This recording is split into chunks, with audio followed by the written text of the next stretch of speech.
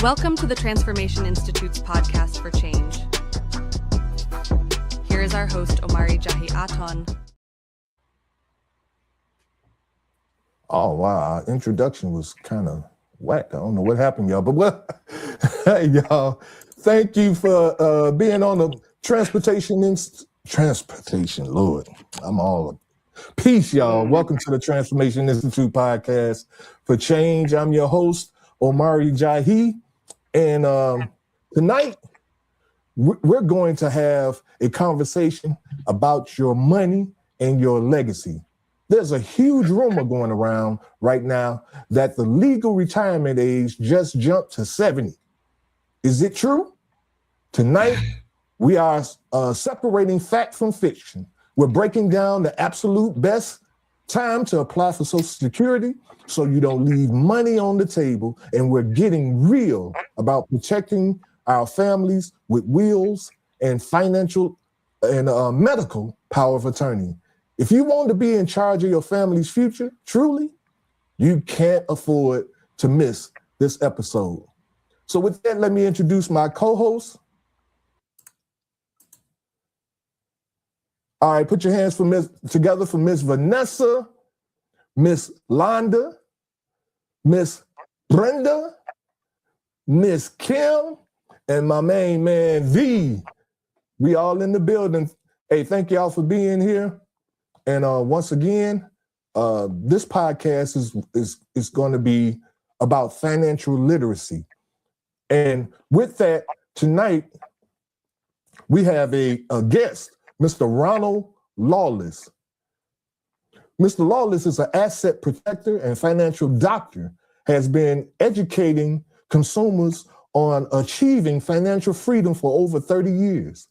He helps individuals seeking to become debt-free and financially independent while planning for a sustainable retirement income.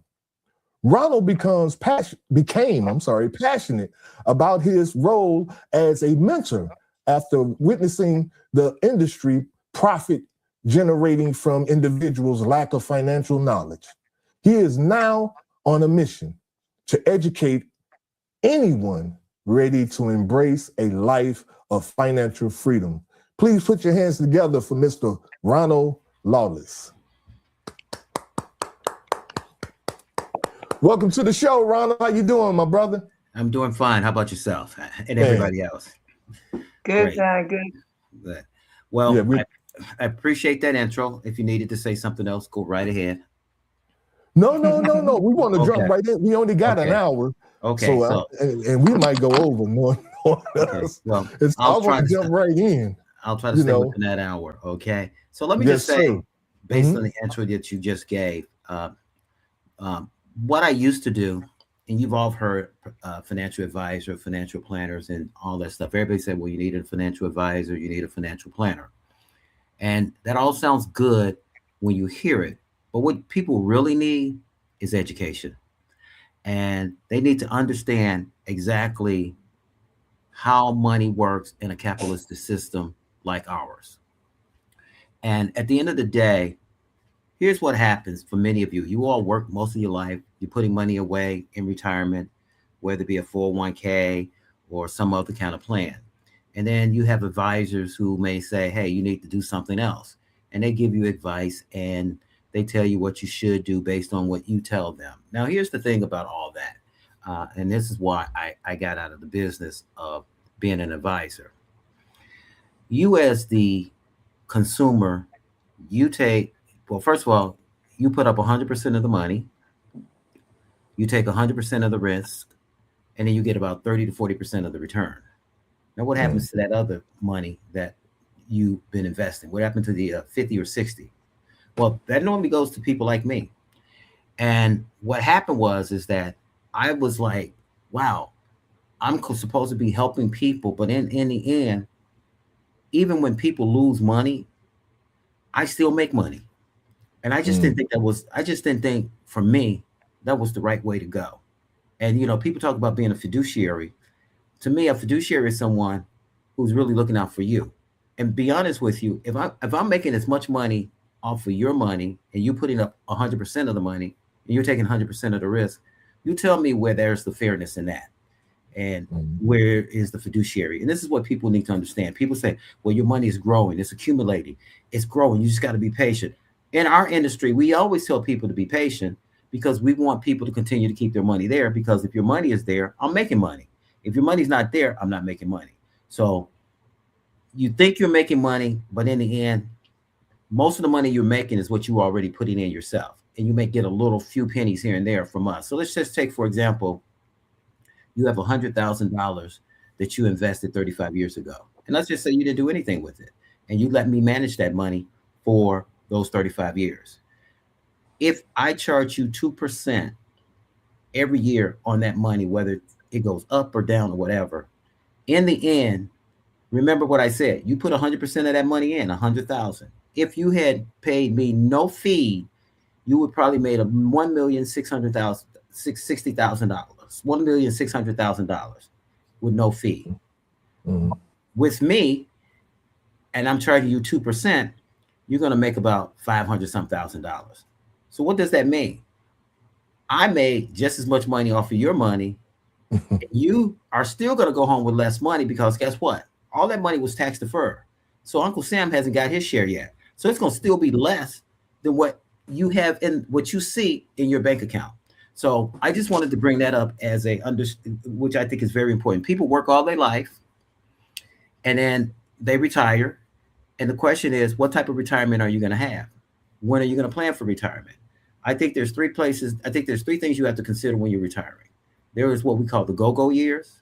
The go-go years are between the ages of 65 and 75 and 80, depending on your health. Those are when you're still doing things. You're playing pickleball, tennis, whatever you do. Then we have what we call the go slow years. Those are the years where, hey, you know what? I'm not as interested in playing pickleball as much. I'm not as interested in going out as much. I just want to settle, spend more time with my grandkids, and so on and so forth. The no-go years are the years where, I'm just waiting my time.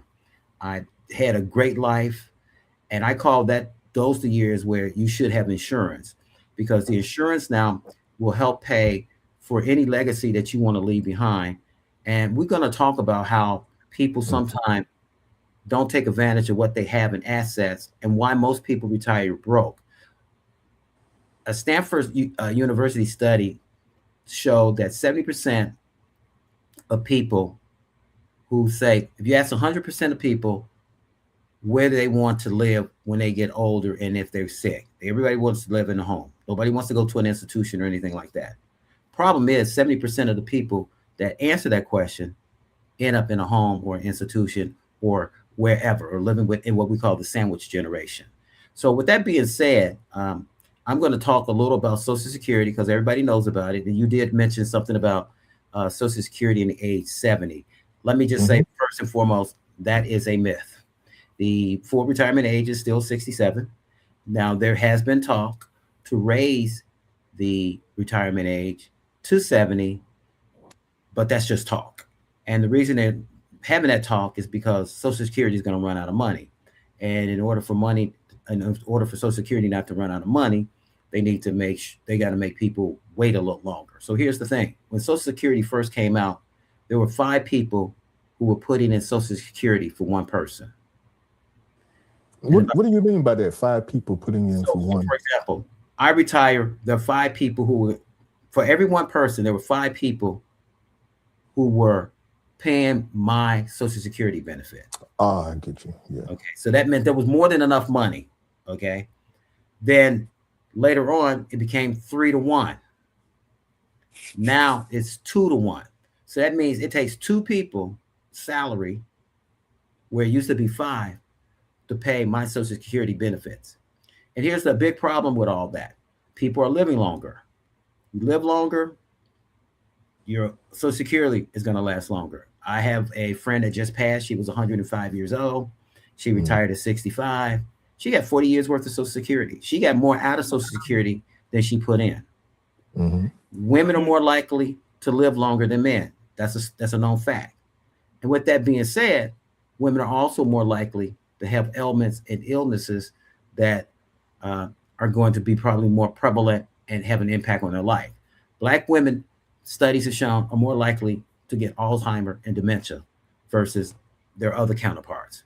That's just a study. So what I'm saying is that we need to begin to prepare for retirement, what I call the red zone, 60 to 65. What most people wait until 65 or when they're ready to retire to say, hey, I'm ready to retire. Let's talk about it. That's the worst and the wrong time to talk about it. You need to be really thinking about it at age 50 and then working your way up to the year that you want to retire. Say, I want to retire at 65. You know, I got 15 years to work with. If you want to retire at age 70, you got 20 years to work with. So with all that being said, it's a lot of information. Social Security in itself has over 2,500 rules, and you trying to figure those rules out is just crazy. And that's where people like me come in. We try to help you understand those rules and try to also mitigate all the myths that you might hear out there.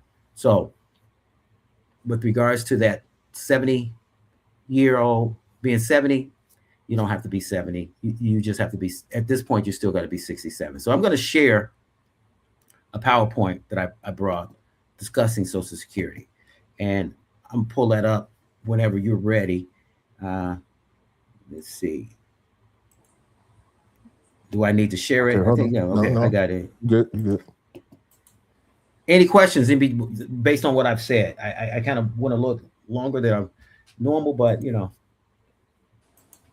But I think it's very important. I think it's important people understand that you really don't need a financial advisor. There are people that do it for pro bono. What you first need is a couple of things before you start talking about a financial advisor. What do you think that one thing you need before you start talking about a financial advisor? Money. Finance. Money. Thank you. If you ain't got no money, why are we talking? The other thing you need is to be, if you don't have it, that's great. No debt. If you have debt, try to keep it minimized. I always tell people, I know that people are not living within their means. The reason I know they're not living within their means is because they're subsidizing their lifestyle with credit cards and the debt that comes with it and the interest that comes with it. So we'll talk more about that. So when should you start receiving retirement benefits? That's one of the big questions I get all the time is, when should I really start to think about retirement? Well, before I do that, last year, the Social Security Fairness Act came into play. So, for example, people that were, how would I put it, working for the federal government, state teachers, they were not eligible for retirement benefits from Social Security. So they end up having to only get a portion of that. Now that's all gone away. So if you had been one of those person, or somebody that didn't get their full Social Security benefit, they can go to the Social Security and say, hey, look, I want to sign up to make sure I get all of my benefits now, starting from 2024 all the way through. So that means, let me stop you real quick. So what you're saying is, if somebody, let's say somebody decided to file for Social Security at 60 and they don't get their full benefits, so at 67, they can go back and say, I want my full benefits. Is that what you're saying? Prior to 2024, anyone that worked for a government agency, teachers, police, state, they didn't normally pay into Social Security. But what happened is before they got those jobs, they did pay into Social Security. And Social Security said, wait a minute, we're not going to let you get both of them because that's too good of a deal. Well, the problem with that is that if someone retired and their husband or wife died and they were getting Social Security, they were not eligible to pick that up through the survivor benefits, which then meant they lost that income. And when they lost that income, they were now living off that one income, which was the income that they were getting. And the government said, wait a minute. And this is a big push for the Republicans. The Republicans pushed this more so than the Democrats. They said, look, we got a lot of senior citizens in our backwoods who are struggling to pay their bills because they can't get either their Social Security that they earned before they got this government job, or they can't get the Social Security of their husbands or wife because of this rule that prevents them from having it. So Joe Biden signed into law the Fairness Act, which eliminated all that. So now, for those of you who are retiring from this point on, who work for government or some type of agency where you don't pay Social Security in this retirement plan, whatever Social Security you paid before, as long as it was 10 years, you can now get. So for a lot of people who before 2024, for people that, let's say somebody retired in 2000, and they had Social Security and their husband died and they couldn't get their benefit. For those 24 years, they never got that Social Security. Now they can get it. Okay. Oh, so it could be back, so they can go all the way back to 2000 and get no. You can it only goes back to 2024. So okay. Yeah. So, but unfortunately, they happen to retire when this law was in existence. For those of you now who are going to retire from this point on, this is a big bonus for you, especially if you're getting a pension from the government. So let's talk about when should you start receiving retirement benefits. There's three thoughts here. You can get at your full retirement age, depending on when you were born. If you were born in 1959, this is the last year that people that are born in 1959 that will be able to get their retirement at 66. And if you're born 1960 and beyond, it's 67. Once again, it could change for the people that might have been born in the 80s or the 90s. We don't know. But right now, if you were born in 1960 to up to 2024, you only have to be 67 for full retirement. Now, a lot of people, they do get their retirement early at age 62. And then there are some people who wait until age 70. There are some benefits to all three of those. The question is depending on where you are in your life and what you're in your money situation. So when you claim the benefits, it's going to affect your overall retirement income. And what you have to also take into effect, if that you're married, it also can affect your spouse income as well. And we'll talk about how that happens. Okay. So you have to really take this Social Security, especially when you marry, you really need to sit down and really understand how Social Security works and how if something, because men usually die before the women. And if that's the case, women find themselves being shortchanged and not getting enough Social Security because their husband got their Social Security at 62 instead of waiting at 67, where maybe if they waited to 67, they could have done some strategies to say, hey, I'm going to keep working or whatever, so you don't have to take your Social Security at 62. But we'll talk about that in a few. So what should you consider? You should consider your full retirement age and benefit calculations. So the amount of your future benefits effect of early or delayed retirement. So if you get your money early, it's going to have an impact on how much money it's going to have on in terms of what you can get throughout your lifetime. So how long you expect retirement to last based on your life expectancy. So here's what I tell people. I say, look, let's talk about your family history. Do your family have a history of cancer, diabetes, high blood pressure, all that stuff? And does your family have a short life expectancy? If your family is known for dying in their 70s, 62 might be a good time to get your Social Security. Because at the end of the day, you're going to get more of it than if you wait 70. So if your family is known for not making it past 75 and you wait to 70, you're only going to get 5 years. And now here's the other thing. For anybody that's single, if you don't take your Social Security at all and you wait until you get 70 and you die at 69, guess who gets that money? Who you think gets that? Government. The government keeps that money. Yeah. Okay, the government keeps that money. So this also means whether you plan on continuing to work. If you're planning on continuing to work, it may not make sense for you to get your Social Security because you're going to have to pay Social Security back, and we're going to talk about that too. And then the other source of retirement income, like I said, you may have a pension, you may have a supplement, or you may just be working part-time. A lot of people are Ubering. A lot of people do Uber Eat.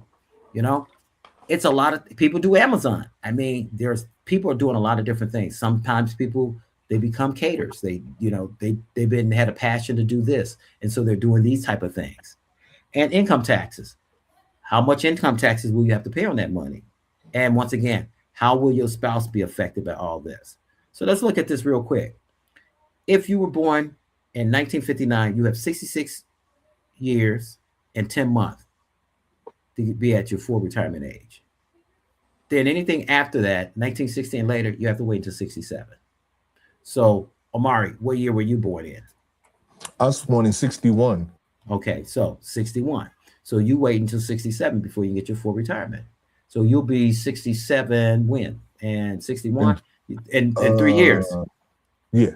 In 3 years. So if you're going to be 67 in 3 years and you want the full retirement, you're just going to have to wait, and you need to try to say, but we got to look at the numbers to see if it makes sense. If it's a couple of dollars more, then it may not be worth waiting. You know what I mean? Mm-hmm. And Right. Social Security can help you figure that out. It may, like, if you wait 3 more years, you may be only going to get $200 more a year. If you divide that by 12, that's going to be like, what, $20? Yeah, I'm listening. Let me ask you, Ron. You say Social Security can help you, but those people, man, they had, like, when you call them, they put you on hold or they don't answer the phone. Is there some kind of calculator online that people can use to figure out, whether they are, whether they should wait till 67? Like you say, if it's just a couple of dollars more, then it ain't worth waiting for. But the calculation, how can we figure that calculation out on our own, or do we actually have to go through some person at Social Security to be able to determine all that? I would go through Social Security because they got everything. Okay. What we find that some people don't even realize they've worked all these years and may not have enough years for Social Security because the company they work for or somebody they work for did not report their earnings to Social Security. And those companies are gone out of business and so on and so forth. And I always tell people to do an annual checkup on their Social Security, make sure you're getting those dollars put into Social Security so you don't get caught with that surprise. Hey, wait a minute, you don't have enough years. What do you mean I don't have enough years? I've been working for 30 years of my life. Well, the company you work for didn't pay your Social Security. What do you mean they didn't pay? Hey, I'm just telling you, there's nothing that shows in our system that you've been paying Social Security. Okay. So what happens is Social Security takes the highest 35 years of your earnings. So if you work 40, 45 years, they're going to take 35 years of the best years that you made money, and they're going to average that. And that's what's going to come out to your benefit for full retirement age. And now here's the thing, a reason why I say trying to do this on your own is not in your best interest. You don't take into COLA, the cost of living, a whole lot of numbers are in play. And even while you're still working, you're still earning towards your Social Security. So that's why it's best to go to Social Security and get them to do it. Now, look, let's be fair to people at Social Security. They're overworked, underpaid, and not enough staff. As you know, with this new administration, they just came in cutting people and left and right. They didn't give them time to get their coat to get out. Right. Okay. All right. And that in itself will take a lot of toll on you. It's stressful. And, dealing with the public, it's hard. And if anybody that ever works with the public, you know what I'm talking about. So how much will you receive claiming benefits early? So let's say if you start at age 62, and this is just an example, let's say you would get $1,400. Well, that's going to also grow over time because you're going to get a cost of living. But that's a big difference between what you would get if you waited to age 67. So if you took your money at age 65, OMARI, you would get $1,733. That's a difference between almost $300 that you would get a month. So you have to take that into consideration. But in some cases, some people, this is all they have. They have to take what they can get and make the most of it. Realistically, the average Social Security benefit on the West Side is about $1,100 a month. And you're paying, depending on whether you get help from government, Medicaid, or whatever, you got to pay your Medicare Part B out of that. You got to pay your rent out of that. You got to buy food. It's hard getting old. And let me just say this. There's nothing to be said about being poor. I always said being poor is not what you want. But you've been working all your life and everybody's been telling you, if you do this, you do this, you do this, you should be okay. But what they didn't do is educate you on how to disperse the money after you accumulated the money. It's one thing to accumulate. It's another thing to know how to disperse it so you keep most of the money. Because what happens is most people give most of their money back to Uncle Sam because they didn't understand when you say defer means you're just only deferring what you got to pay Uncle Sam at a later date. And so that's another story. So if you think about it, benefits reductions, you receive 25% to 30% less of your money at age 62 than if you did it at your full retirement age. That's a big drop. Okay. Benefits received for, go ahead. What's the question? There's a question on the. Yes. Yeah, it says here, I guess she's asking the question based on when you were saying some companies don't report your Social Security. Yeah. And I think her question is based on that. She was asking, if you take our Social Security out our check, isn't that proof that you have been getting Social Security taken out? You could put anything on a check stub. Are they reporting it? Wow. Okay. I mean, the question is, are they reporting it? They may be saying they're taking it, but are they reporting it and actually submitting it? Because remember, when they yeah, would that be a crime if they don't report it? Something can, I mean, of course it would be a crime, but most people won't know that until it's time to collect, because people just assume that they're getting it taken out. And that's why I say people need to do an audit of their retirement. I should say their Social Security. Oh, wow. I mean, so, you know, people need to. Well, let me ask you this, Ronald. Is that expensive? You have to get a CPA or something like that? Look, you know, and you have to pay them to do an audit on your, and how often? No. Well, Social Security does the audit. You can just say to Social Security, hey, by the way, I've been working these years. I just want to make sure my Social Security is being reported. And can you tell me how much I've been reported for that year? You know, you won't, I mean, you could know if you actually pay attention to your check stub, but most people don't. But you just want to make sure something's been reported. You at least have to have a certain amount every year. I think this year you need $1,850 to get 1 quarter per year. So that means you need 4 quarters for 10 years to be eligible for both Social Security and Medicare. Okay. So basically people need to get a report of their Social Security, take time out of your busy schedule, because this is where you're putting most of your money. And this is where most of people will get their retirement money, because unfortunately, most people don't have pensions anymore. And most people who do get a supplemental income like 401ks or 403bs, that's not enough money to carry them unless they get some type of annuity or something like that.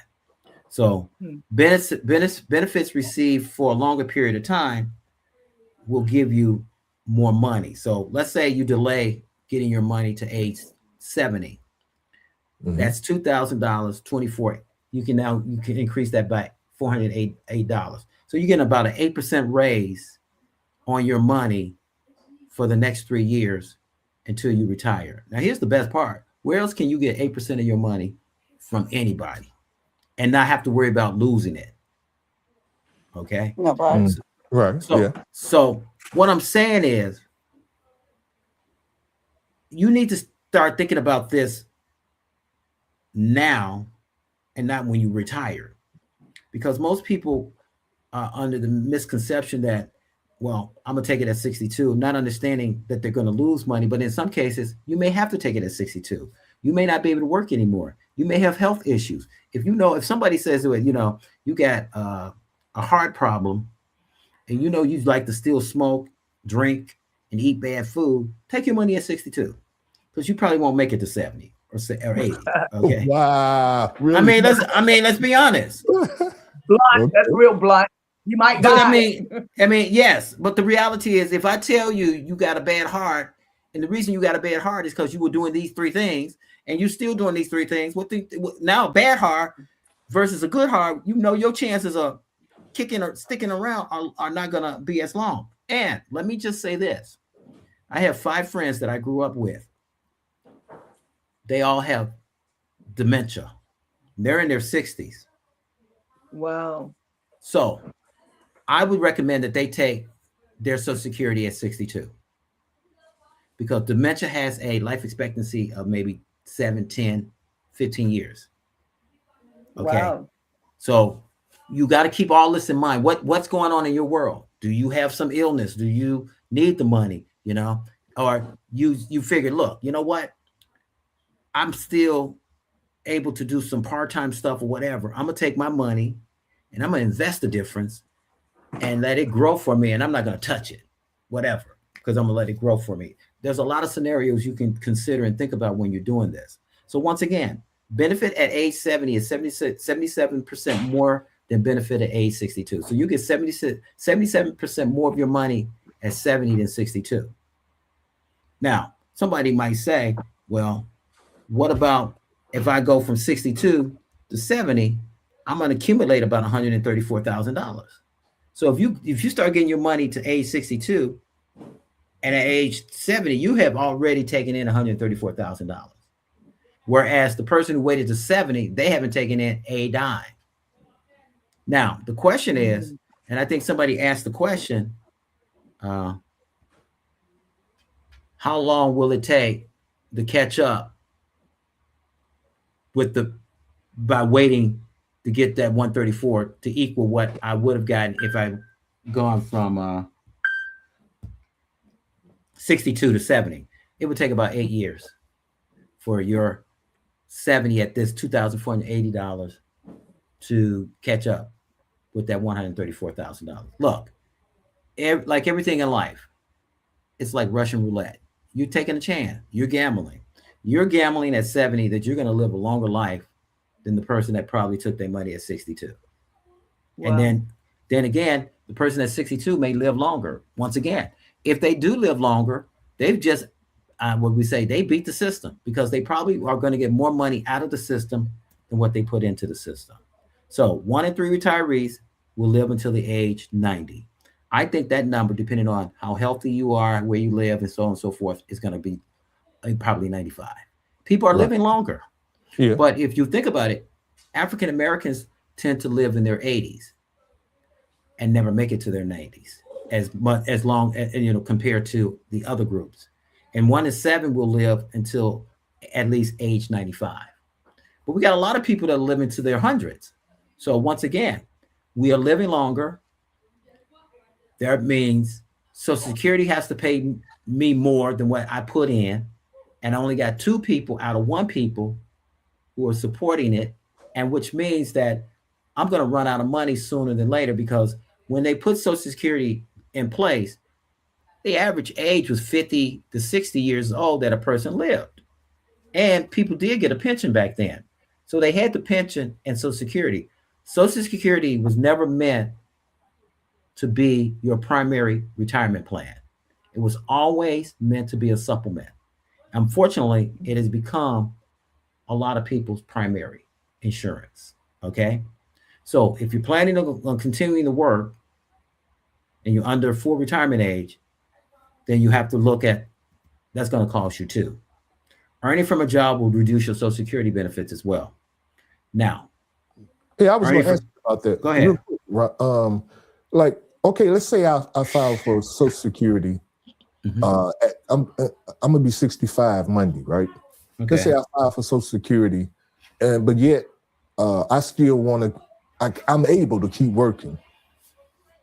Maybe you have that in your presentation. What is the amount that I can make before they start deducting from my Social Security? Okay, so let's just use this example. This is in 2023. I think it's about $24,000 now. So let's just say you're working, but you need to let Social Security know you're working. Do not let them know. Okay, so they can make sure you don't fall into this trap. Let me clarify working. Let's say I fix TVs on the side, or I'm an auto mechanic, and I got a garage. I work out of my garage, and people come and I fix the cars, and they give me money, and I supplement my income like that. You know what I'm saying? That's not getting reported, correct? Okay. So what we're looking at with Social Security is W-2s. Okay. So if somebody's giving you a W-2, that's what we're looking at. Now, if you're doing that, I wouldn't tell Social Security that. It's none of their business. You could be doing that as a hobby, and I just want to give you something because I like you. Okay. Mm-hmm. But let's say you get a W-2 and you're working, and you go, let's use 2023. You go over $21,000 and $240. So every dollar that you go over, every $2 that you earn over that limit, we're going to take $1 back. Okay. So you don't want to end up. So let's just say you made $50,000 that year. You basically wiped out what you got.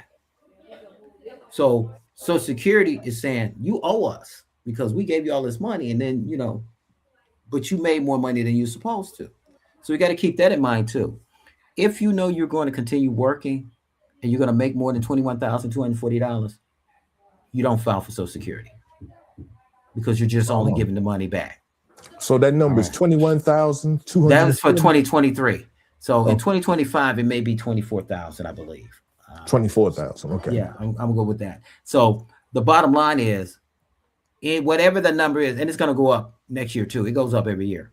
So whatever that number is, if you take your Social Security at age 62, you cannot make more money than that $21,240 if you don't want to give Social Security $1 back for every $2 that you go over.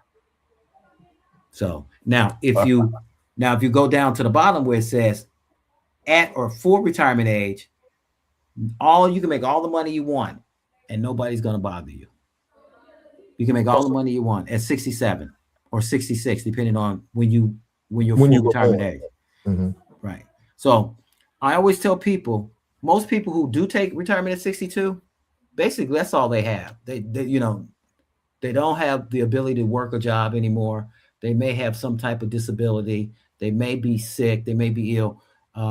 That's usually when most people take the retirement and take their Social Security at 62, because they just don't. They don't have no other means for income. Right. But now let me ask you this real quick.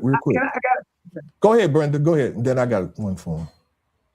Okay. So if you take your Social Security at 62 and you work and you make more than that amount, can Social Security stop paying you if you make too much money? Will they just stop paying you? They'll stop paying you because you're working against yourself now. Okay. And then you file? Okay.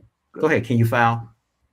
Can you file again later, or will that be some sort of penalty because you did that? No, it won't be a penalty. What Social Security would do is just reduce the amount that you'll get next year versus what you were getting this year.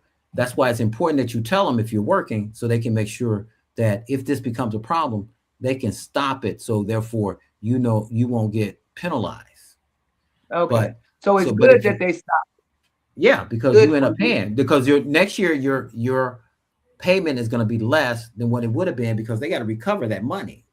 I mean, asking you for that money back, they know they're not going to get it. So where do I get my money? I get it. I get it where I know you're going to be getting it. So all right. So when I tell people, when you're going to retire, some things you need to think. We all know we're going to get Social Security, basically. Now, a lot of people believe it or not, there are a lot of people out there that do not get Social Security. They have worked, but they never got W-2s. They hustled all their lives. Oh, wow. Okay. All right. And so they made money, but they were making money off the book. So don't have no Social Security, have no Medicare. You have savings and investments.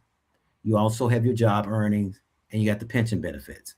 So if you take all these things, you should be okay in retirement.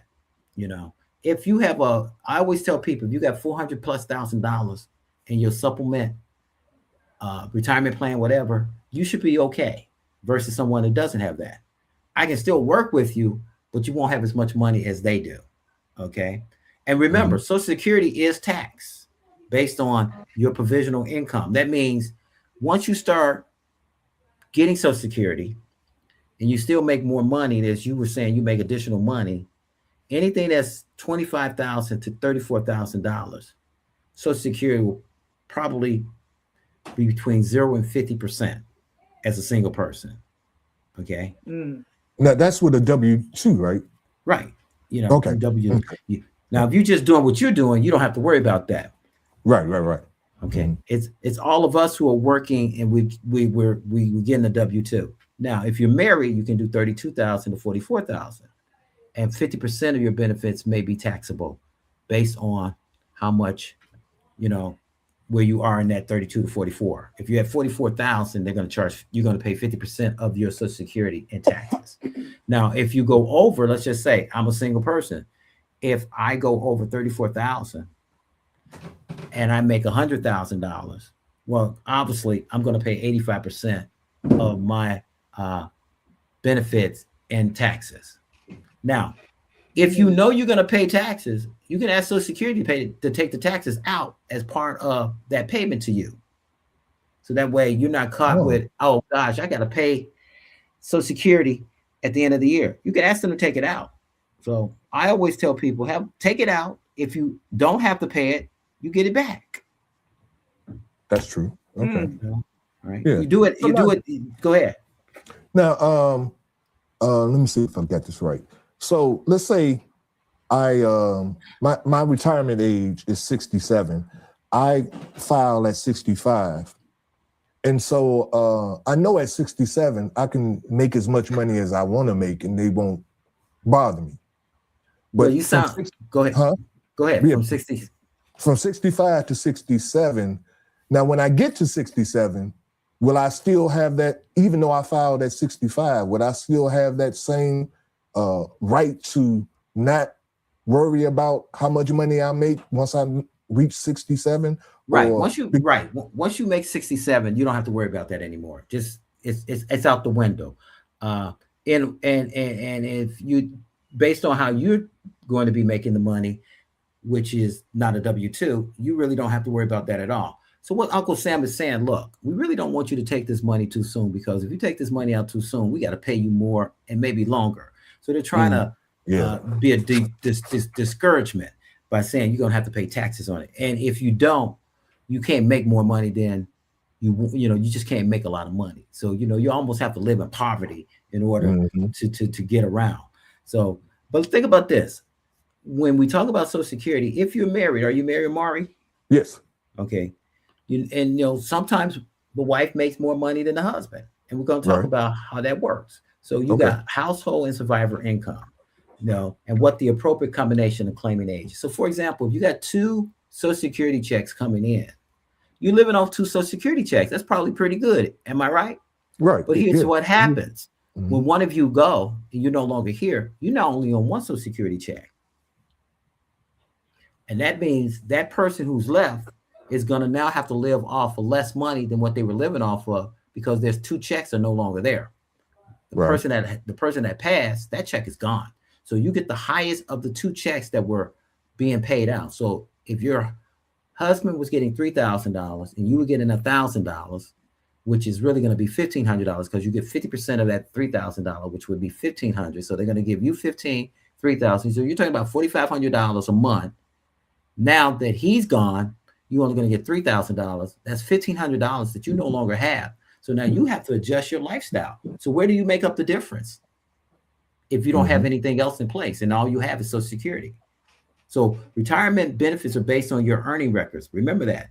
At full retirement, you're entitled to 100% of your full retirement benefits.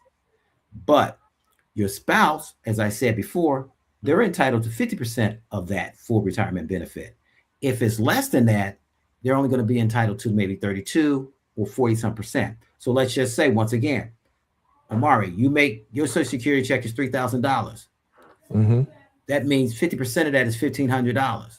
If your wife's Social Security is $1,000, they're going to add $500. So now it's going to be $1,500. So you're going to bring in $4,500. But if your wife gets $2,000 and your 50% is $1,500, then there's no additional money that's going to be given to her, because she's already past that threshold. Because all she can get is $1,500. But if she gets $2,000, she doesn't get that extra $500, because unless you are making $5,000, then she can get $2,500, because she gets that $500, because that's 50%. 50%, right. Okay. So is everybody following me? Any questions, or am I making this pretty clear? I don't want to lose anybody. Yeah. Okay. So far, so good. Yeah. Okay. So remember, there's a reduction for filing for your spousal benefits early.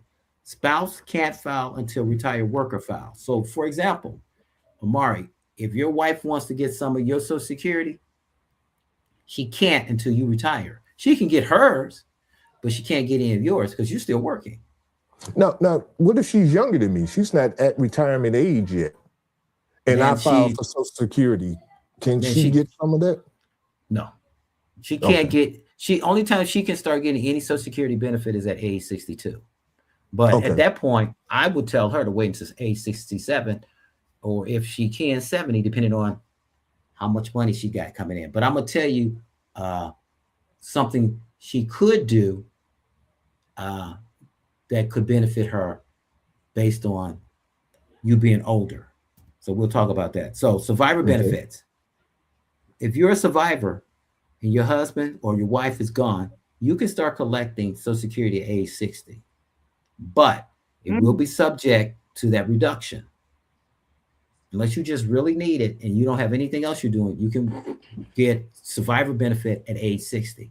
Now, your spousal benefits, you can only start getting at age 62. Okay? So just so you know, a lot of people do take it at 60.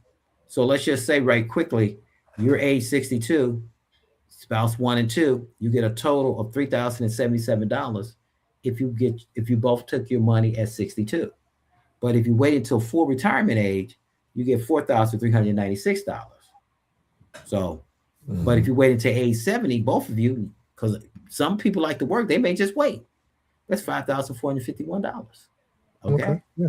So, you have to take before you can say when is the best time to retire. One, take into account what's your financial situation. Are you bringing any income? If you're not bringing any income, you got to take it. Are you sick?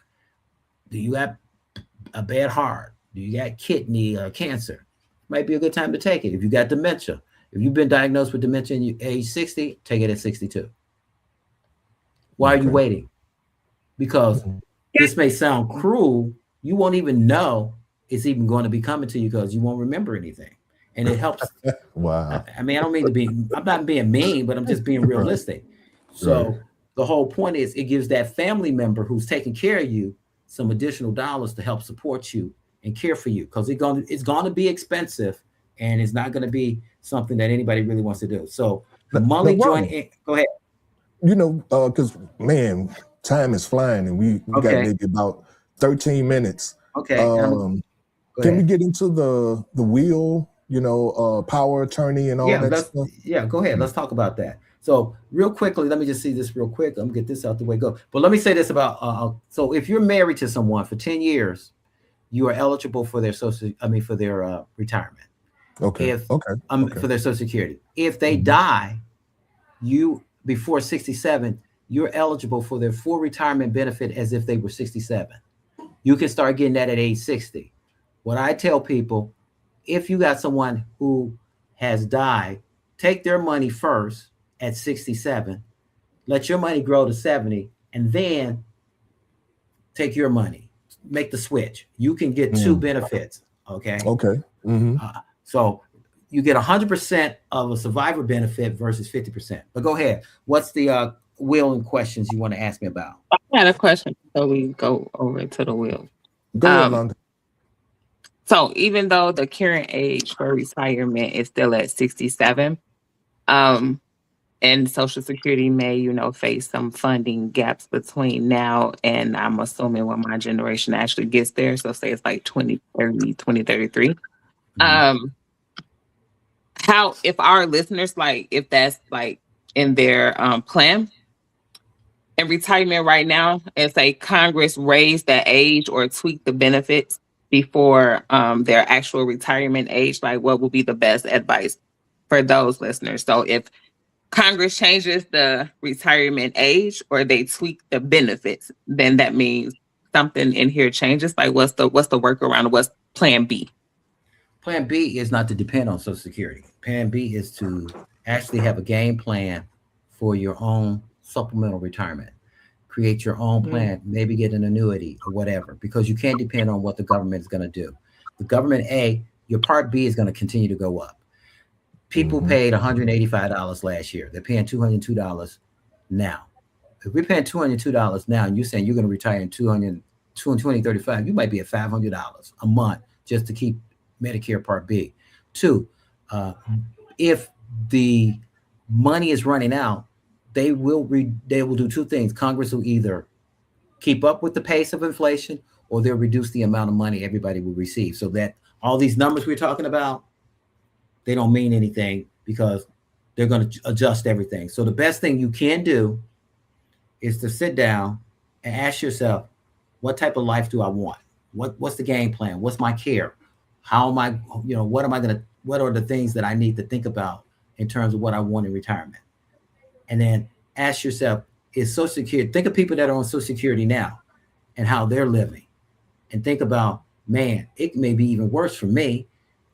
So I guess I have to ask the question, what alternatives do I have? One, start an IRA, a Roth IRA with an annuity, something like that. All these things are things we can talk about. Like I say, it's education, educating yourself on what your options are and not just listening to somebody who is a financial advisor or whatever, because they are only going to be looking out for themselves as, not basically as in your best interest all the time. Absolutely. Right. Mm-hmm. And so as far as the will and Okay. I guess what is it called? So let me talk about estate planning. There's a couple of things. Estate planning. There it is. Okay. Yes. Estate planning.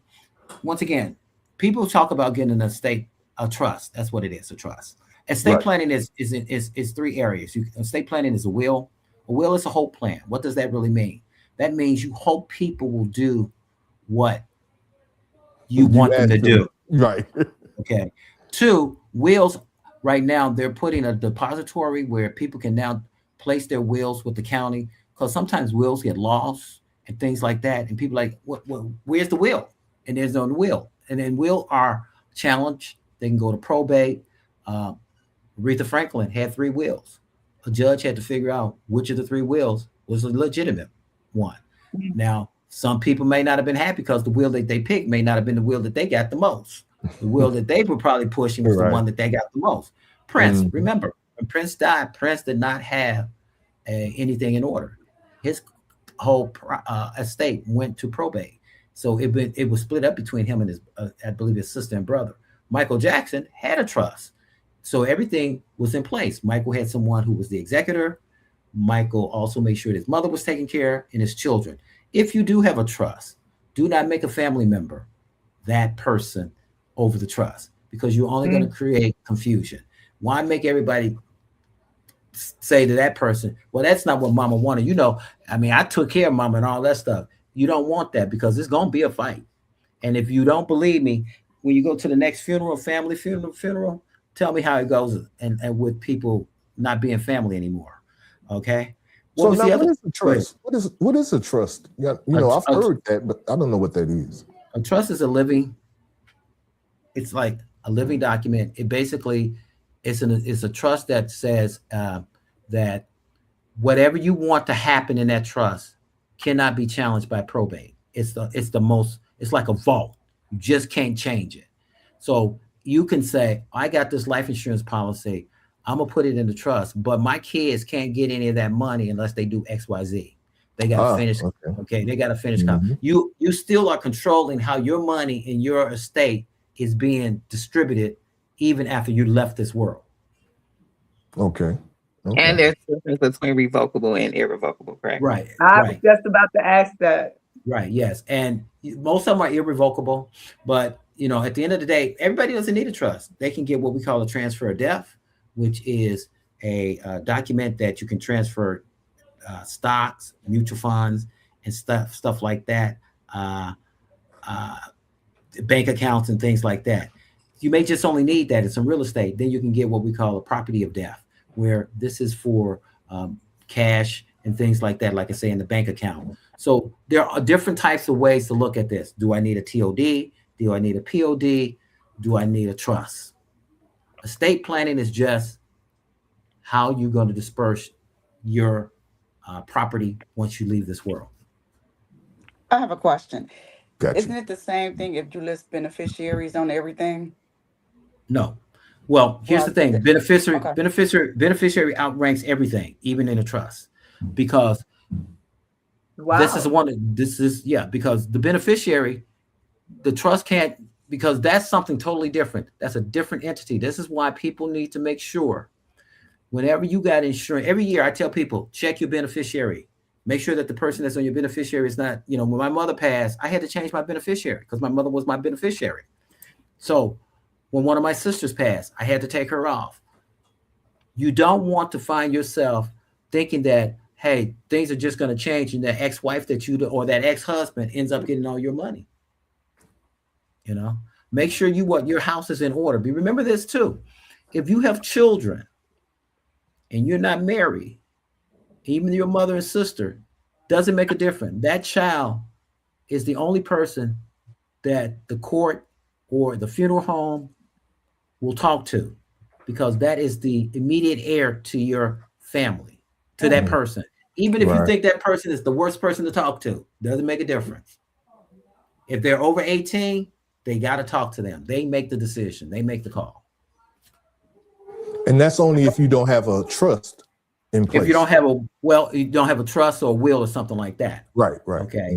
But the bottom line is, with the will, it takes time, and the trust, but you still have to have the remains and everything. They will not release the remains to you if they know that a child is old enough to take control of the remains.